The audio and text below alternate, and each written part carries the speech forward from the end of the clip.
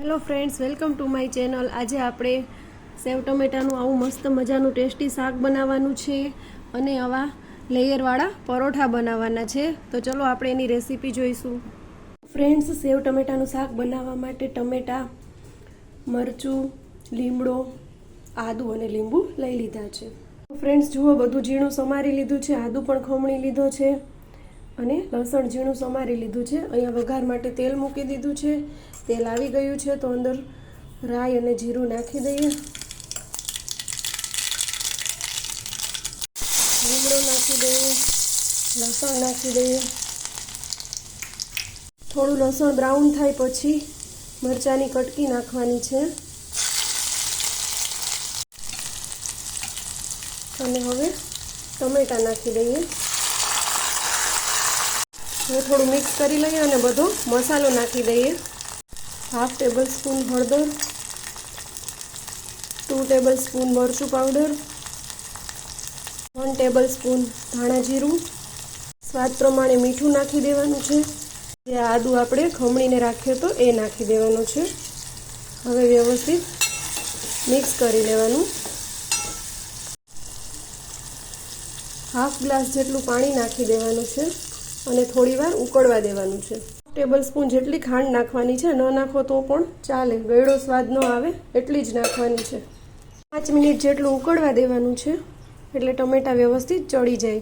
5 minute જેવું થઈ ગયું છે, સરસ શાક ઉકળી ગયું છે અને ટમેટા પણ ચડી ગયા છે। હવે થોડું લીંબુ નીચવી દેવાનું છે। હવે અંદર સેવ નાખી દો અને વ્યવસ્થિત મિક્સ કરી દેવાનું છે। 1-2 મિનિટ ઉકળવા દેવાનું છે એટલે શાક કમ્પ્લીટ। તો જુઓ ફ્રેન્ડ્સ, શાક બની ગયું છે મસ્ત। સેવ છે એટલે પાણી પીસે જ, ચણાના લોટને લીધે। હવે ઉપર થોડી ધાણા ભાજી નાખી દેવાની છે। ફ્રેન્ડ્સ, પરોઠા માટેનો લોટ તૈયાર છે। થોડું મીઠું અને મોણ નાખીને લોટ બાંધવાનો છે।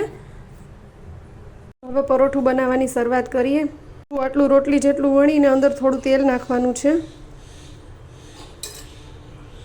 પડવાળા પરોઠા કરવા છે એટલા માટે।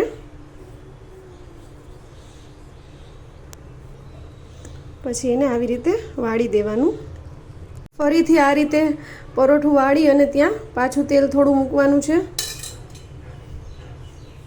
અને ફરીથી તેને આવી રીતે આમ કરી દેવાનું છે। જુઓ, થઈ ગયો ટ્રાયેંગલ શેપ। હવે એને વણી લેવાનું છે। ચલો હવે આપણે એને વણી લઈએ ટ્રાયેંગલ શેપમાં। ઘરમાં નાના બાળકો હોય તો ભાવશે ટ્રાયેંગલ શેપવાળું પરોઠું। મારી ઘરે નાનું છે બેબી, એને અત્યારે કીધું છે મને કે મમ્મા મને ટ્રાયેંગલ શેપનું પરોઠું ખાવું છે, એટલા માટે ટ્રાયેંગલ શેપનું પરોઠું બનાવું છું। તો ટ્રાયેંગલ શેપનું પરોઠું બની ગયું છે, પડવાળું પરોઠું। થોડું તેલ નાખી અને શેકી લઈએ। જુઓ ફ્રેન્ડ્સ, સેવ ટમેટાનું ટેસ્ટી શાક, પરોઠા, પાપડ, ડુંગળી અને છાશ જમવા માટે રેડી છે। જો તમને મારી રેસીપી ગમતી હોય તો તમે જરૂરથી ટ્રાય કરજો અને મારી ચેનલને લાઇક, શેર અને સબસ્ક્રાઈબ કરજો। Thank you.